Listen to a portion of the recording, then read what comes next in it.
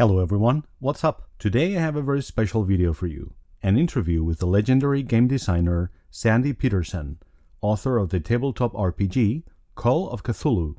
So if you're a Cthulhu fan like me, I'm sure that you're familiar with Sandy's work already. But did you know that he also worked at id Software as a game designer, playing a crucial role in the creation of Doom, Doom 2, and especially Quake?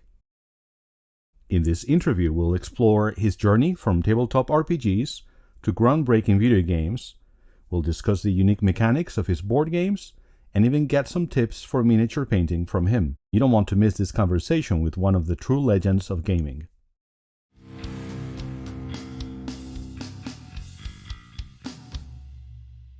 So, good morning, Mr. Petersen. Hey. It's an honor to have you here today. And I have to say it was a blast. I had a blast playing Call of Cthulhu with you yesterday, so thank you very much for that. That was awesome. So I wanted to ask you about your early career and influences. Could you tell us what initially drew you to game design in particular? I've always really liked games. When I was a kid in grammar school, I would sometimes, not always, but sometimes stay in from recess to play Clue or Stratego or some other board game with a friend. I never saw myself as a game designer. I wasn't even aware that games had designers. You know, I think a lot of people aren't aware of that. They just think games spring from, for like fruit from a tree. Right. When I was I started doing some miniature gaming. I got introduced to some people that played Napoleonics and World War II miniatures, and I also started to play the old Avalon Hill board games. And I found these interesting. They were way better than the other board games I played, just because they had more depth. There was more strategy in them. So I started playing those, and games that weren't available, we tried to modify. So, for example, we had the Avalon Hill game 1914, which is about the Western Front. It's a terrible game, by the way, but we wanted to have the Eastern Front too for the whole war, so we tried to put together an Eastern Front. We read a story about a science fiction story called Gotlos, about a single giant robot creature that was destroying all the defenders, which I believe Steve Jackson's Ogre was later based on. And we tried to make a game that featured that, so I guess we're trying to do Ogre before Ogre. We got Airfix figures. We're high school kids. We couldn't afford anything better, and we did little miniature games with the Airfix guys fighting each other. We even painted the figures to an extent. Then 1974, I encountered Dungeons & Dragons. It was the first edition. I played that, got interested in it, and one of the features of the early Dungeons & Dragons is that the rules were a shambles. Like, nobody could figure out the magic system. Literally every group I knew had a different way of doing the magic. Okay? The way my group did it turned out by accident to be the way that Gygax had intended, where you get spell slots and cast them once. But that was pure random chance that we did it that way. Other people were using spell points, or like you could pick only 2 spells and cast them. They all kinds of other ways. But and the combat, I mean, the book recommends you use the combat system in Chainmail, which is a 2d6 system, which makes no sense in the terms of D&D. We tried to use that, and then we had to. But the point is that in order to even play D&D with the crude game as it was then, don't get me wrong, it was genius to even have a role-playing game. But so there's no wonder the rules are rough. You had to design your own stuff to make it work, and one of the results of that is that like lots of other role-playing games started to appear. Once they showed them the way, then everyone started doing it. And so I started doing it too. And so that's kind of how I became a designer. I was doing role-playing stuff to fill the gaps between what I needed. I tried to play a game called Chivalry and Sorcery, and that was incomplete as well, so I had to add the stuff. And so other games like the Fantasy Trip, it was complete as far as it went, but it didn't go far enough, so I needed to add more things to that. It was too constrictive. And then finally got in touch with Chaosium through a friend and started doing things for their game Runequest. And eventually this turned into be designing the whole Call of Cthulhu game. At the time, I was going to graduate school, trying to support my small family, and I got a job working for Chaosium on the side. And after a while, my job became more important than the schooling, and I dropped out of graduate school and became a full-time game designer, which is not a course I'm recommending to anyone else. But it made me a game designer, and then I've been a game designer ever since. Wow. I learned a lot more about it. I now know to look for the designers on games I buy. So I know they don't grow on trees. I did role-playing games and plus one board game, Arkham Horror, at Chaosium for 8 years, and then I went into video games because the money at Chaosium was very slim. Right. I worked at Microprose, where I did a bunch of games, including I got to work on Civilization. I was not the chief or even the secondary designer, but I did work on it. I went from there when Microprose kind of collapsed under the hubris of its owner. I went to id Software, where I did most of the design work on Doom and Doom 2, and did a bunch of work on Quake. Then when id started to collapse under the weight of a backstabbing jerk who was hired during the Quake, I went to Ensemble Studios, where I was in charge, where I was either in charge of, I would alternate between in charge of a project and being the second lead on a project. Right. And one of my tasks, whether I was second lead or lead, was to do all the balancing for the civilizations. So the civilizations were all a match. This ended when Don Matrick pulled the plug on a studio that had never sold less than 1 million copies of anything. So I don't think his decision was beneficial to Microsoft shareholders. Right. But he laid off the whole company, and it wasn't bad for us because we all went and founded new companies. And then I went from video games back into tabletop board games. So I've kind of made an impact in role-playing games, in computer games, and in tabletop board games. I have done a couple card games, but I wouldn't call myself I haven't had the impact in card games, but I've got a broad spectrum. Yeah, I can't offhand think of another designer who has credits as good as mine in all three of those categories, but there probably is someone. I just can't think of them. That has very much to do with why it's a lifelong dream, I have to say, interviewing you, Mr. Petersen, because you have really had a deep impact on me as a player of many of those things, actually. Well, one of the things that affected me is because I've played all these different things, they affect each other in my head, so that I would find, when I was working on computer games, I would find solutions to things based on stuff I had earlier learned on board games or video games. And another example of how this worked, when I did the game Cthulhu Wars, I actually thought it was going to be the last game I ever designed. But it wasn't, but that's what I thought at the time. So I insisted that the figures in it would be 28 millimeter scale, so that people like me could use them in Call of Cthulhu or other board games. And so a lot of, they would say, oh, you should make little figures, it'll be a lot cheaper. I said, I want the big figures so that I can use them in other games. Even so, some of the figures are still out of scale because Cthulhu should be 6 feet tall, but there's only so much you can do. As it was, Cthulhu was 8 inches tall, and people were very impressed by that. So yeah, my role-playing games made me keep my figures big, and I've kept to that up till my hyperspace game, which is about to come out, because that has spaceships and colonies and star bases, and obviously I can't make them 28 millimeter scale. But I can make the alien citizens 28 millimeter scale, so I did that. When is that coming out? For Christmas this year, the publisher tells me. Nice. I'll be sure to get it early. I wanted to ask you about Call of Cthulhu and Runequest. Okay. As it happens, my first experience as a player, not as a DM, was with Runequest. Okay. And my first time DMing was with Call of Cthulhu. So both have, like I said, made a big impact on me as an RPG enthusiast. Could you tell me a little bit about the choices that you made as a game designer, transferring, if you like, the basic role-playing system from Runequest to Call of Cthulhu? Well, what had happened is that at my home, I'd been working on a game that I and my friends were calling American Gothic, and it was a modern horror role-playing game. And but the main game I was playing at the time was RuneQuest. It started off playing D&D, of course, and then every year we would be playing D&D, and then some other game would come along, and we start playing that. And we'd play about 50-50 D&D and this other game. But then after 6 months or so, we were back to just D&D. Then we get another game. We play both of them, then go back to D&D. Right. And then in 1978, RuneQuest came out, which I knew about because I'd got the board game White Bear Red Moon, which is set in that world. In fact, I used the map of that world to play a D&D campaign in. Oh. Because I liked the world.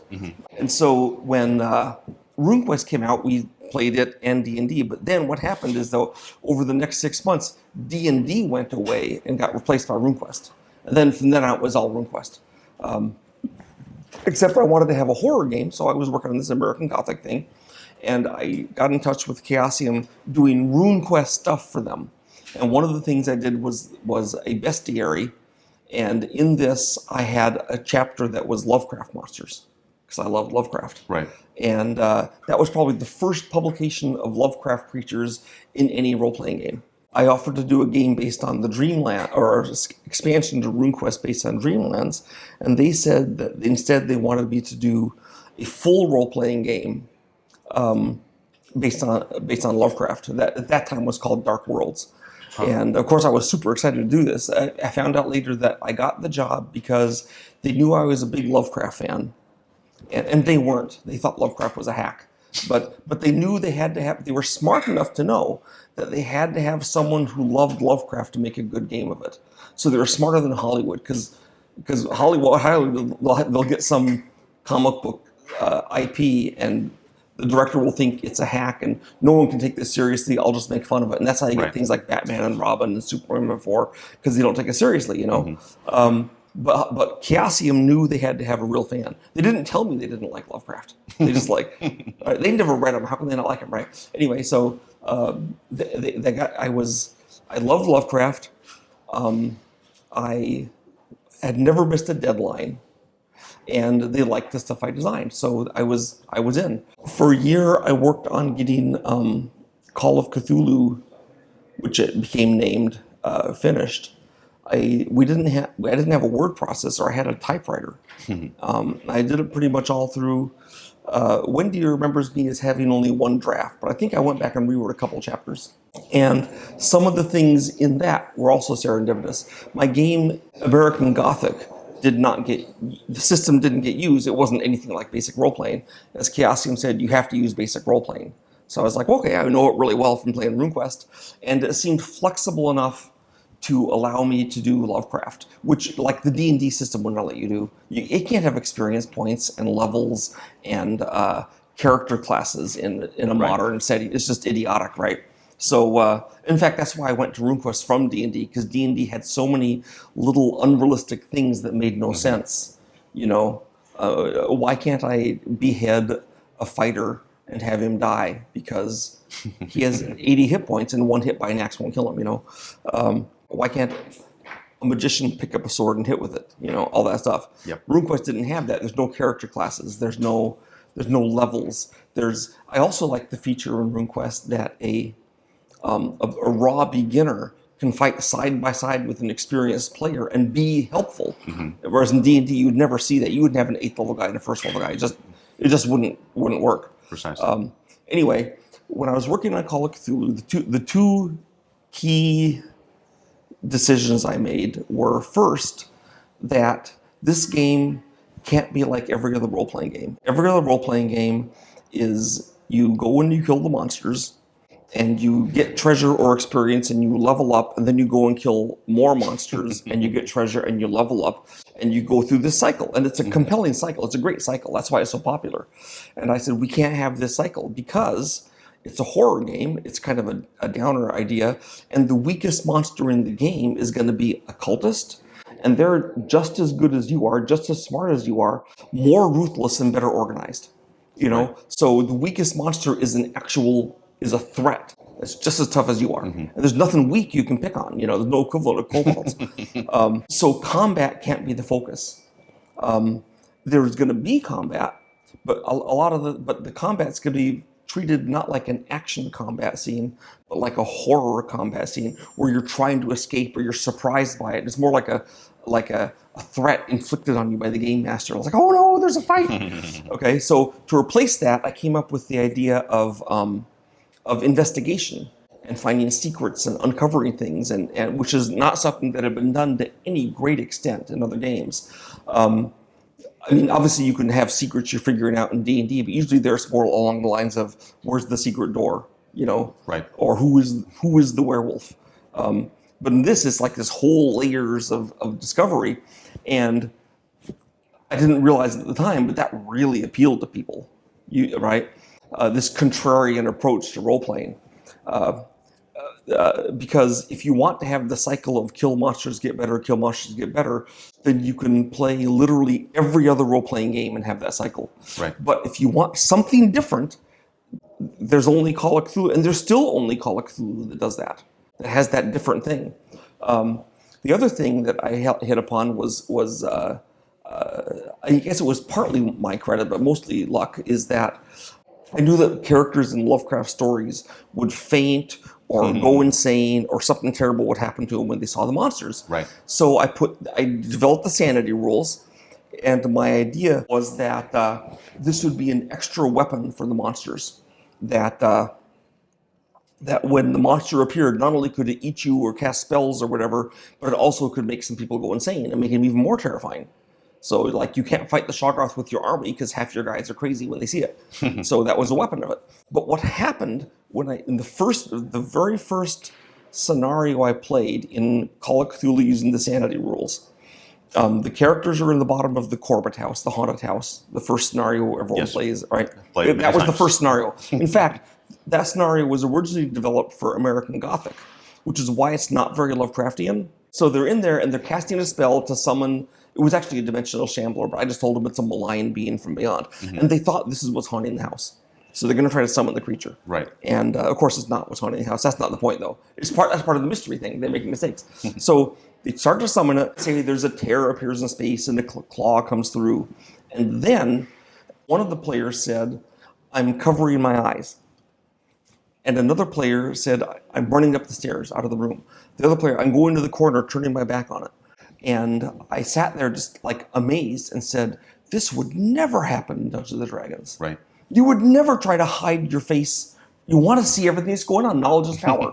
and I realized that the sanity system was making the players act like their characters were afraid. Right. I was smart enough to know this was unique. It's not what I expected, you know, but I seized on that and said, wow, this is something I got to keep, because this is a great effect, having players act like they're scared.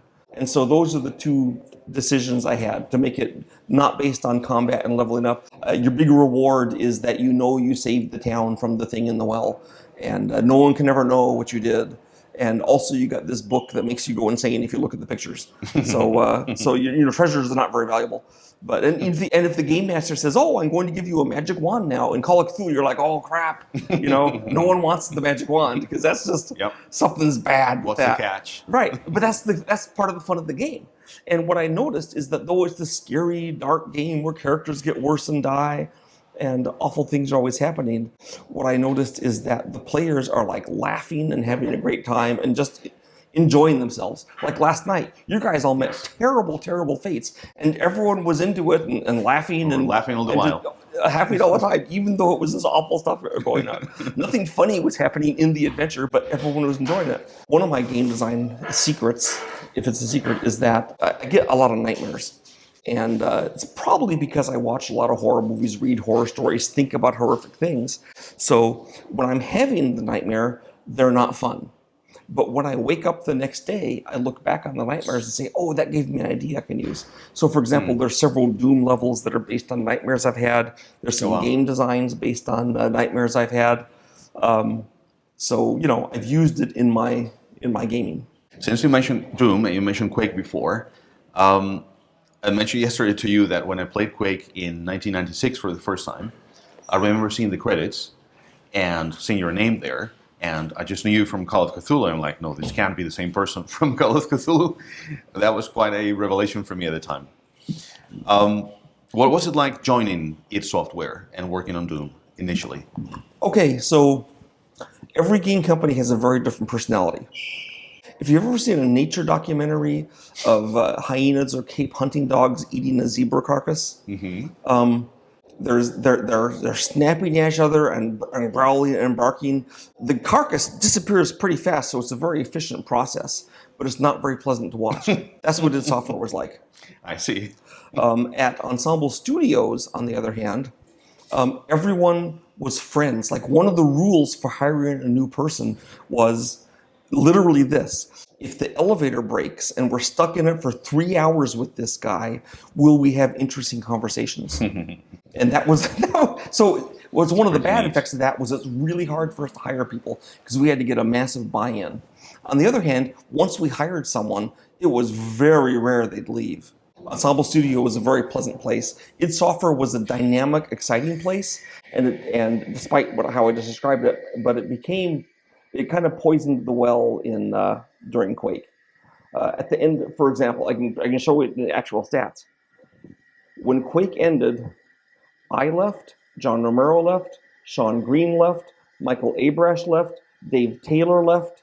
All these people left the companies. Wow. And the company, a company that small, cannot be the same. Right.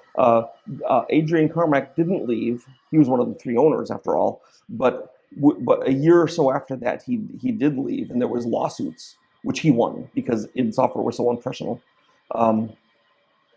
And he deserved to win. I still count Adrian Carmack as a good friend of mine. And I feel that John Carmack was like hornswoggled by bad advice. After Quake, id Software was never really the same.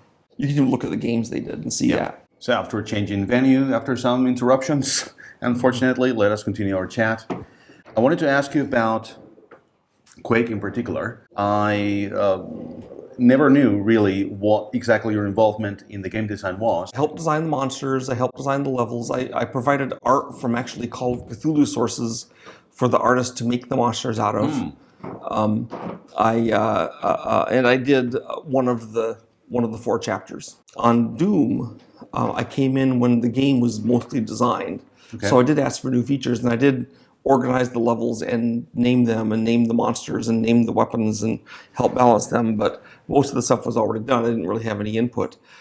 Doom 2, the idea was that John Carmack would pay no attention to it. It was just like a money grab. We had all the stuff we needed, and we could do. And so while John Carmack and Mike Abrash are working on the engine for Quake, the rest of us, instead of sitting around being useless, we could do another Doom. Doom 2 with lots of many more levels, and now we were even better at level design. And we would instead of selling it the way Doom 1 went, where you had to buy it directly from us, we would sell it normally, right, and see how that compared to our other technique, which it turned out it was way better. But on Quake, we actually had more input, but it wasn't just me; it was the whole team, right? But with that, we were inputting for example, what's some big changes. Originally, it was supposed to be more of a role-playing game, based on it's called Quake. Yeah, it's called Quake because John Carmack had this character in his D&D campaign called Quake, who had this big hammer, and he had this cube flying around him that would intercept enemy shots and stuff. And he was going to make a cube rotating around us that would intercept shots and do things. And then he had this big hammer that when he hit it on the ground, it would send a crack through the ground towards the enemy hit him. And the last vestige of that crack is the lightning gun, which used the same data to send a lightning bolt to the target. And we got rid, and that all the idea was that Quake was supposed to be creatures from a D&D-ish universe bleeding through into our universe. That's where the knights came from with the swords, and the ogres who had bags of hand grenades and a chainsaw. So they were supposed to be a combination of a fantasy monster and a modern thing. And then from there, though, we just made it another Doom, really. I still play Quake 1 to this day, so. I wanted to ask you about Planet Apocalypse. I know that it's been praised for its unique approach. I haven't tried it yet myself. Could you tell me about the inspiration behind it? Yes. So what happened is that after I did Cthulhu Wars in 2015, I was trying to think what should be my next big game, and I actually got in touch with Adrian Carmack, and we talked about trying to do a board game, essentially based on the Doom concept of modern soldiers taking on demons. Huh. And it didn't pan out that I would be able to work with Adrian. He moved to Ireland, and I broke off relations with my then partner. But I still liked the idea, so I kept working on demons in the modern age, kind of based on the Book of Revelation of the Bible, where hell raises up, and we have to stop them. So you are in the game. You're heroes, and you're leading squads of soldiers or other people to fight the monsters. And what happened is that it's a combination of a tower defense and a combat game, because the tower defense comes in because you can recruit soldiers of various types, and you take them and you put them down. They can either stay with you and kind of absorb damage for you, Right. or you can lay them down on tiles on the map, because the monsters come on this path like a tower defense game, and you can lay down the soldiers and they'll ambush monsters that come through. So, and earn points for you. So I think, so every turn you're like, should I try to get more soldiers? Should I lay down a tower? Should I keep them with me to fight? Should I go fight the monsters? So there's this constant flux of what you need to do. And that worked out really well for a cooperative game. Sometimes you want to bunch together to fight some big monster. Sometimes you don't want to. You want to spread out. And I think the combination of tower defense and combat and the co-op element all worked out really well. Plus the art is really striking. I know that miniatures play a significant role in Planet Apocalypse and in Cthulhu Wars. I'm expecting the same to apply to Hyperspace. Yes, I think miniatures make a game more fun. It's not a matter of, I've had people say, oh, you just need cardboard counters. I said, well, you don't really need cardboard counters, but the miniatures are cool. They do a little purpose. Like if you're playing Cthulhu Wars and you plop Cthulhu out on the table and slam them down with a thing, it's like this big thing there that everyone remembers where he is and keeps him in mind. Were you involved in the design of all these miniatures? Yes. Every miniature has a story. Some I had less influence than others. Call of Cthulhu Cthulhu Wars pretty much I was involved with everyone. I mean, I didn't draw them. I had a concept artist do the concepts. Sure. And then we'd go back and forth on that. Then there was a 3D guy turning them into a 3D model, and we go back and forth on that. And then finally someone in China would make a figure, and we'd look at that and make sure it was good enough. So I was involved along the way, but so was the artist. So it's not just me. Do you have a favorite miniature from any of those three games? No. One of my features as a designer is that whenever I'm working on a game or a faction or a figure or something, I always spend most of my attention on whatever faction or figure or game element is not working the way I want it to. So I spend most of the time focused on the worst thing in the game. So I guess my favorite thing is always whatever's not working. Because if something's good and working fine, I don't worry about it, Everyone loves the Nyarlathotep figure in Cthulhu Wars, so I don't worry about it. I don't try to fix it. It's great. They're worried about the Night Gaunt figures because their ankles are weak and they break. So I've fixed that, So I'm very proud of all of them. Like, for example, I love my Deep One miniatures because one of the things Lovecraft says about the Deep Ones is that they are they go on all fours some of the time. Right. And no one draws them that way. They always show them standing up or hunched forward like a person. So I wanted to have them on all fours to see what that was like. What's your take on 3D printing and how it might affect game design, developers, etc.? This is a 3D print. It's been trimmed and fixed, but Looks pretty neat. I think it looks pretty good. Up until recently, my understanding is that the PVC used in 3D printing isn't as sturdy or stable as the stuff you can get out of a steel injection mold. I don't know if that will change or even has changed. But I do like the figures to be sturdy enough they can't break.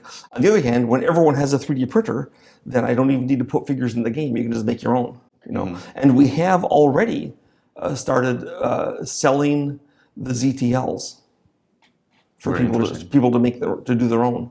How many people have 3D printers? Quite a few, I think you'll find. Quite a few, but but probably more of the people that are your fans than are mine. Right. Because we didn't sell that many of the STLs. But of course, it may just be that we weren't able to market it properly. What I think about it is, as back in 1991 or 92, I was working on a game with Dan Button called Command HQ. And this actually was the very first RTS game. We didn't know it, of course, because we didn't know RTS wasn't a thing. Right. But it was a head-to-head game where you move units on a map and fight the other guy in real time. Mr. Bunton's argument was that 65% of all people that had a computer had a modem. And probably a higher percentage of gamers had modems. Therefore, they could play this game by a modem, and it wouldn't be that hard. Right. So though there was like a primitive AI you can play against, the main idea was that you play against someone else. And it was really fun playing against someone else. Okay, it was an RTS game. And we sold it, and it just like bombed. You know, it sold like 40,000 copies. As compared to F-15 Strike Eagle, which was like 600,000 copies. So it just did not do well. Right. And so when I went to id Software, just 1 year later, I told them my tale of woe about head-to-head gaming, how it just didn't do anything. And they said, yeah, I don't think head-to-head gaming. Now, we played Doom on a network against each other, and we really liked it. And so we kept the head-to-head thing in the game, not because we thought anyone would ever use it. We thought 99% of the players would just play single player, but because we liked doing it, we kept it in. And then it turned out that drove the game sales. Everyone was going on the network and playing against each other. And that really was the start of online gaming, playing against other people. And something between 1992 and 1993 made it possible. It may have been the network thing. People were playing it on university networks all over America. Then eventually everyone had, connections, and they could do it. And now every game pretty much has an online, a head-to-head capacity. Indeed. So 1 year made all the difference, basically. 1 year made all the difference. So it may be 1 year that makes all the difference in 3D printing. And I don't know if I'll be lucky enough. With Doom, I was lucky enough to be the first game to take advantage of that.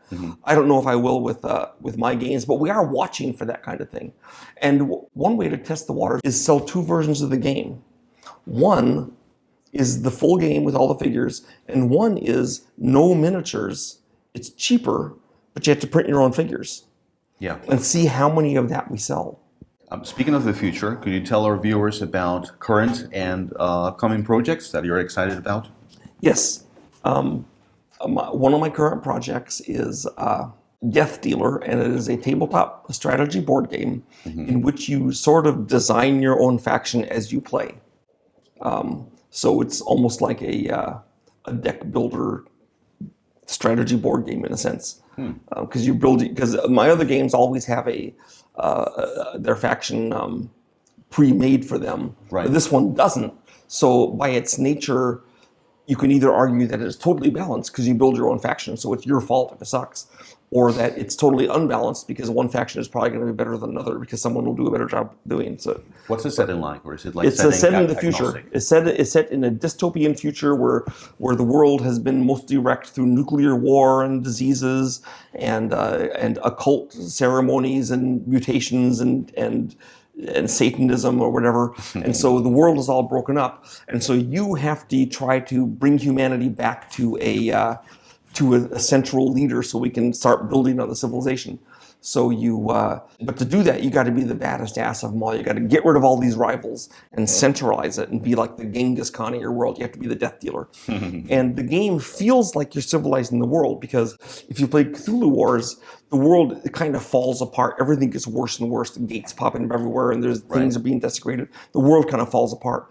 But in this, you're building up. Eventually you're building cities, and you're building more civilization, and your world is becoming more advanced. But you're still trying to kill each other, and only one of you can win. Another game I'm working on, actually I finished, is called Hyperspace, which is a asymmetrical science fiction multiplayer game with with a randomized map of flipped over that you have to explore. So you have to flip over the planets when you move onto them and see what's there. And then the other aliens are doing the same thing, and you eventually have to fight them. It's a 4X game. You know, explore, experiment, exterminate, expand. You can play it in like 2 hours. Oh, wow. Unlike Twilight Imperium, which I like, but takes like 10 hours. So this one you can do in an evening. I also have a lot of variety because I have 26 alien races, and they're pretty different from each other. So that's coming out this fall. I like the hyperspace universe so much that I have done I've got a finished board game, which is a tactical space combat game between starships in that universe, currently called Star Captain. And I'm working on a role-playing game set in that universe, also called Hyperspace, which is, you know, like Call of Cthulhu or Runequest, except it's in space. So basically 3 games in the same setting? 3 games in the same setting. I like the setting. I even have a novel in the setting. I didn't write the novel. I had someone else write it for me. Lee Stephen, actually, who writes military science fiction. He did. It's called Hyperspace, The World Between Worlds. I thought you were going to start talking about your new game with dinosaurs. Because Dinosaurs? Oh yeah, that's coming out. Dinosaur 1944. Okay, so Go in ahead. the 1960s, one of the toys everyone could get were bags of army guys, right? Yes. And another toy everyone could get were bags of plastic dinosaurs. And so, picture me as a kid in the 1960s. I got a bag of dinosaurs and a bag of army guys. What are you going to do with them? They're going to fight. Of course. Right? So everyone at home with their friends would play Army Men versus dinosaurs. And sometimes the dinosaurs would win. And so it was just a fun thing to do. Sure. So I said, there's got to be, I don't know if people still get bags. I know they still get bags of dinosaurs. Army Men may not be as popular now because it's frowned on by some parents. But I did a game called Dinosaur 1944. Basically, the idea is it's World War II, and there's trouble on this island, and so the U.S. military lands to see what's going on. But it's not the Japs. It's dinosaurs. They've come through a portal from the past, and they're swarming out, and you have to stop the dinosaurs. So you have soldiers fighting the dinosaurs as they come forward. And it's part tower defense, part combat. Miniature space as well? Miniatures based, yeah. And then I let everyone in the company pick one dinosaur. To be their very own. And so mine was the Wendy Ceratops. And she thought I was really lame for making up a fake name, but it's not. It's a real dinosaur. So I have the Wendy Ceratops in the game. Tyrannosaurs and stuff. And there's boss dinosaurs come by periodically that are really hard to kill. Most of them are little trashy dinosaurs, pterosaurs or raptors or something. But you can look online and see some of the figures. These miniatures look great. Thank you. I tried to make them all the correct scale, which is why they're so huge. See, a Sherman and a Stuart. That would be right up my alley. There you go. Yeah. Well, if you look at them, oh yeah, because you do military stuff, you know what those things are.